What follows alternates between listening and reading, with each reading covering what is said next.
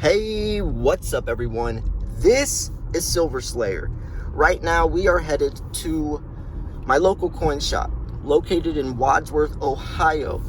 I was here a couple months ago and you guys absolutely loved the video, had over 25,000 views. And today we're gonna go in there and just talk. But this time I'm gonna ask some different type of questions.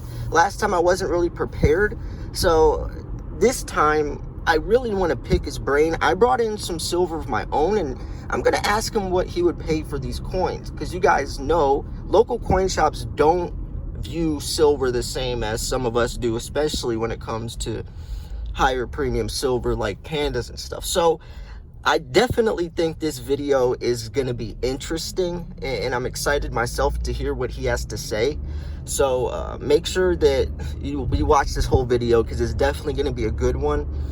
I was talking to him on the phone and I told him I'd bring him a surprise. I brought him a tube of unopened 2021 Eagles.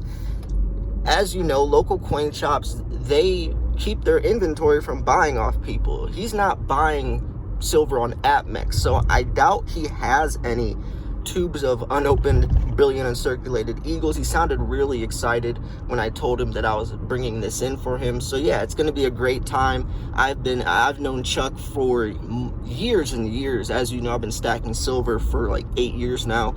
So yeah, it's going to be a great video. Hope you guys enjoy this. All right guys, we're here at Chuck's Coins.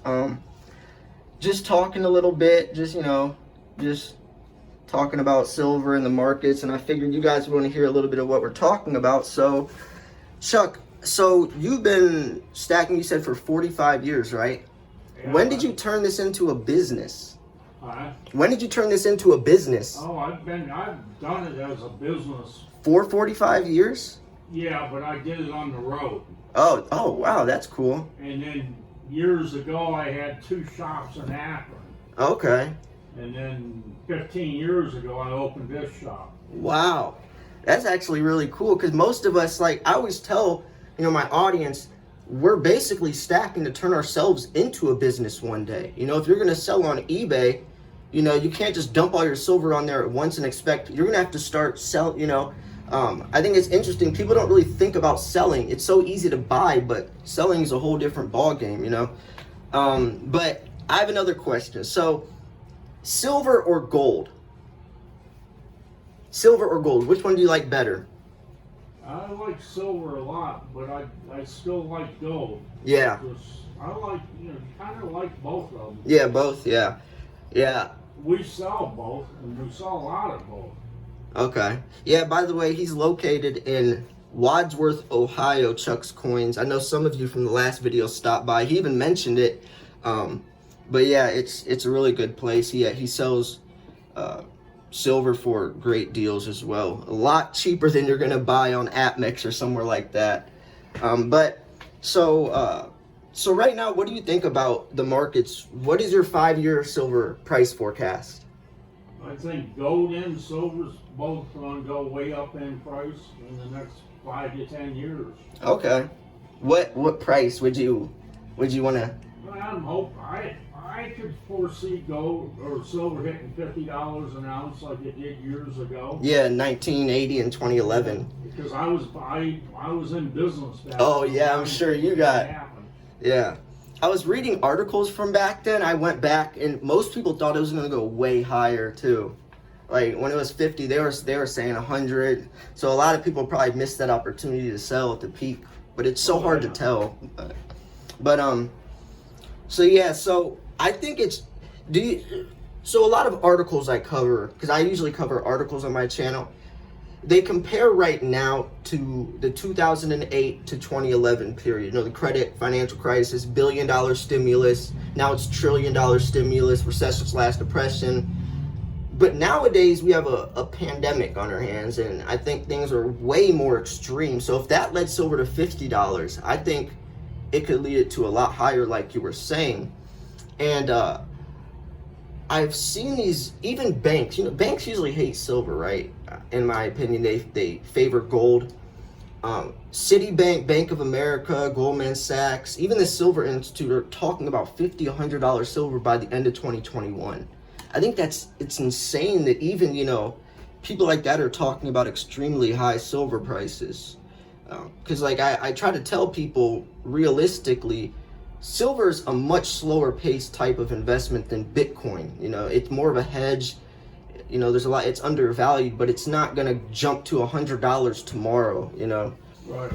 But yeah, so I was also telling people, and you mentioned this in the last video, coins like Pandas that have higher premiums. Let's say I bring in this PF70 Ultra Cameo Panda and I wanted to sell it to you. What would you price this compared to an MS70 slabbed American Eagle? Would there be any price difference? I probably, well, on the 70 Eagles, I'm paying like $8 over spot. Even for a slabbed one for MS70? Yeah. Okay. But for Pandas, I probably would be less than that because I haven't been able to sell them real easily in the last 2 or 3 years. Yeah. Compared to 10 years ago. Yeah, we were actually talking about this, guys, before I started the video. He was saying Pandas are actually a lot harder to sell nowadays than back in the days. And we were talking about it's probably because a lot of people aren't really on good terms with China right now, which is interesting to think about. And I'm curious if that would kind of blow over or not. But yeah, so I don't know. What else? I mean, you see all types of people come in here. What's the average person like? Are they like me that is knowledgeable or that loves silver, or are they more like people that kind of just are selling it from some jewelry or some coins they found from their grandpa? We get a lot of stuff that people sell because of estates and stuff. Okay. Oh, they find them. And then we're getting people that's buying stuff because they think the paper money's not going to be worth anything down the road. And so people are buying stuff for a lot of different reasons. They don't like their money in the bank anymore, and they want to have it in safe assets. Yeah, that's a whole nother conversation about the dollar, man. Like, I wonder. So I know, are you a fan of Bitcoin at all? Don't know a thing about it. Yeah, I remember like 5 years ago I came in and I was talking to you about Bitcoin and you looked at me like so confused, but that was like first when it started taking off. But nowadays people are actually, there's a lot of like gold-backed crypto, which is interesting. They're kind of like merging both together. But yeah, I always tell people, if you can't hold it, you don't own it. If you can't hold it in your bare hands, you don't own it. Someone else does. Or like the ETFs, like the SLV, if there's like 1 billion contracts, and if everyone tried to turn in those contracts, there wouldn't be enough silver. I think the rate is like every coin is 100 times bought over. So like every ounce that I have, 100 other people own it from on digitally, right? Which is so crazy to think about. That, you know, that's why I don't ever promote the SLV or any of that stuff. What do you think about that?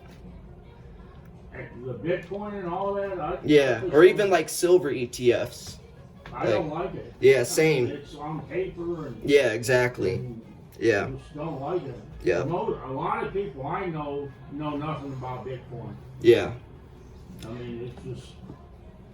It is interesting that I don't understand it at all. Yeah. I'm told that it's nothing but a Ponzi scheme. And you think so?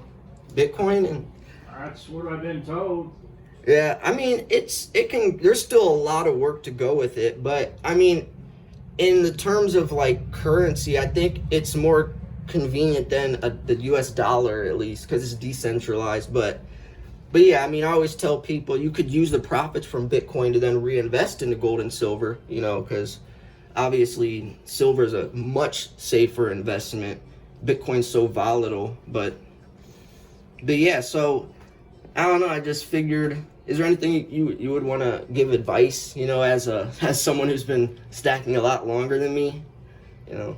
I just think I got silver for myself and gold for myself. Yeah.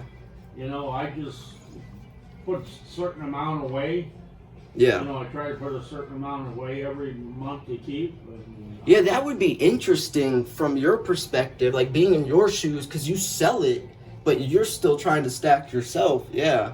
Yeah, well, when I retire, I want to have something to, you know, live on. What do you think about heavier bars, like, you know, like kilo bars? Do you like that heavy of? I don't like anything over 10 ounces. 10 ounces. Yep, I say the same thing. I say the same thing. Nothing over 10 ounces. You get paid less for them when you sell them. 100 Yeah, ounce because it's bulk. And 32 ounce bars, you get paid less for them when you sell them. And they're going to be harder to sell. You lower your potential customer rate, because if silver jumps to $50 or $100, who's going to be able to afford that? The margin of liquidity goes down. So, yeah. I mean, I guess I'll wrap this video up here. It's great talking to you. Chuck's Coins located in Wadsworth, Ohio, if you guys want to check it out. Hope you enjoyed this video. So yeah, I guess I'll wrap this up here. Thanks for tuning in. Wow, that was a great experience. We talked for probably a half an hour after I stopped the video. That was great though. I think this video was even better than the last one, just because I was able to think about the questions and he talked more. But yeah, he was telling me that he's probably told over 100 people to watch my channel, and lots of you guys have actually came in and mentioned my channel, which is so cool that I'm actually able to give him business. And you know, I've been friends with him for so long, so it's just, man, it's so crazy, because it's so rare to talk to people in person about silver, because you know, it's not really common, and you have to be careful who you talk to in person about silver stacking, of course. But yeah, I just think that we covered some great stuff. If you have any other questions that you would want me to come back and ask him, let me know. I tried to cover the main things like gold or silver and his story about how long he's been stacking and, you know, all that. So next time I'll try to think of some other questions to ask, because it is a unique situation, because he's been stacking way longer than me, decades longer than me, so he knows a lot more than I do. So I think it's great to get a perspective from his point of view as he sells as well. So hopefully you guys enjoyed this video. This was a great experience for me. He was so excited that I brought him those 2021 Eagle tubes, because he says he doesn't have any. He just ran out of the individual coins, so he said that was a great gift, that I was willing to do that for him. Because, I mean, I have other tubes of other years, so I was like, you know, I'll give him a gift. So, yeah, it's just, that's how you build relationships. That's how, you know, he asked for my number. He never had my number before. He asked for my phone number. I gave it to him. So he said he'll hit me up, and, you know, when he has new stuff in or whatever. Or it's really cool to have that type of relationship with someone in the silver community. So anyways, I'm gonna wrap this video up here. Hopefully you guys enjoyed this. I think this is probably one of the best videos I've ever posted on this channel, just coming from, you know, a silver stacker's perspective from a bigger picture. So I'm gonna wrap this video up here. This is Silver Slayer. Thanks for tuning in. Hope you guys enjoyed this video. Peace.